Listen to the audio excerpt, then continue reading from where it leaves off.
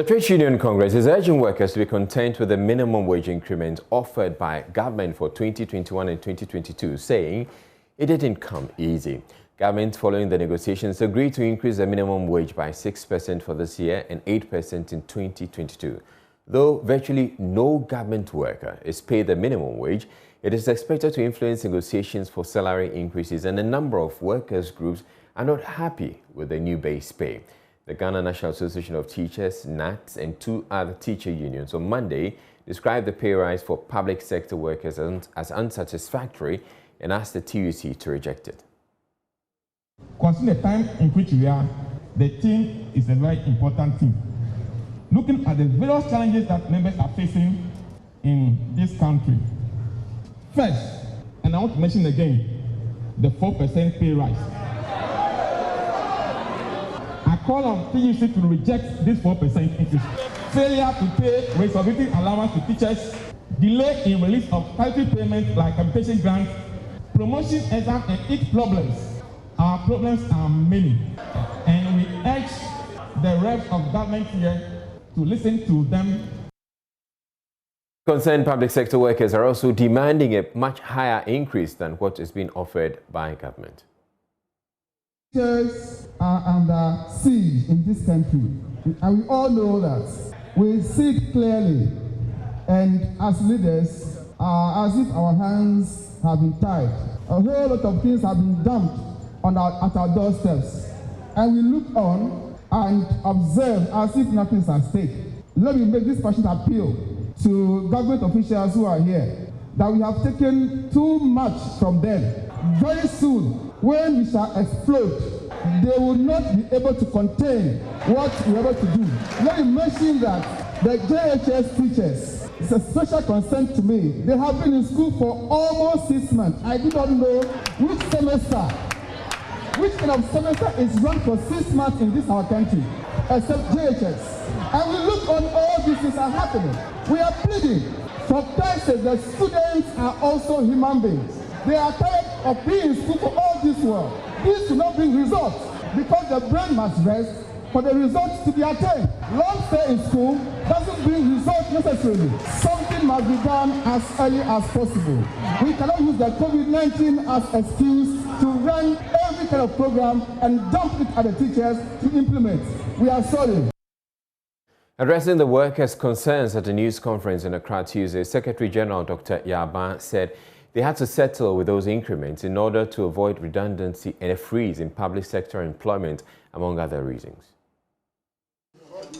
The idea was to explain to our members and the general public why we accepted the outcome of the negotiation. There's so much out there that we have sold off. We wanted workers to understand that the leaders that they have selected to lead them are not people who have been selected to make sure they are shortchanged. No. We went there to negotiate, and we negotiated in good faith. We negotiated for a very long time, held so many meetings. At the end of the day, what we got appears to be unsatisfactory to many of our members. We ourselves were not happy. But the reason we accepted what we got was because government added something that we thought was very valuable. One was that no public sector worker will be declared redundant because of COVID. And we thought that was good enough. The other is that government will not freeze employment in the public service. So government is opening up spaces there to employ more people, young people. The third was that every worker will receive the vaccination against COVID. Then the last was that government will not continue to delay the payment of our second tier and the first year pensions. And we thought these four conditions were good enough to add to the little we got in terms of pay increase, and which is creating a lot of problems. But we are hoping that after this press conference and after this explanation, workers will understand that the first thing you want is to keep your job. And also, even if you have a job, your daughter, your son, your niece, your nephews, they are all at home. Even if you don't have any of this, some Ghanaians will also get jobs. And that is good for all of us. So we just went beyond our own needs. also to the entire country. And I think that was good. And we are hoping that our members will understand this and understand the circumstances that surrounded this whole negotiation this year.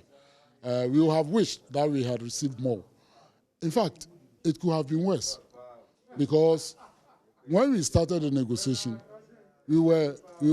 our fear was that government would come and tell us that this year there will be no increase because of some advice government was getting from its advisors. But government came and negotiated with us in good faith, and we got something that was not fully satisfactory. But with the conditions attached, we believe that it will go a long way to help all of us as Ghanaians. Meanwhile, TUC wants the government to set up a commission to look into the entire salary structure of public sector workers. Salaries relating to 2021 to 2024.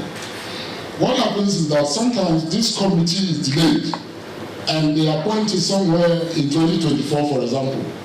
Then they agree the pay increase and then they work it backwards to 2021. This is what is creating unpaid during this current period. So it's a big problematic. That is why we are calling on the president to, as matter of urgency, create or constitute a committee quickly.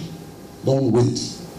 And in this case, we are not even calling for a committee for Article 71, but a committee for the entire public service, so that we can have a remuneration system which is fair, which is equitable, and nobody feels cheated. Now, we feel many public servants feel that some groups have privileges that they don't have. And I think that such a commission, if government or president appoints, will do a good job. And because they will call for input from all of us, and then we will make sure that whatever comes out of it is fair.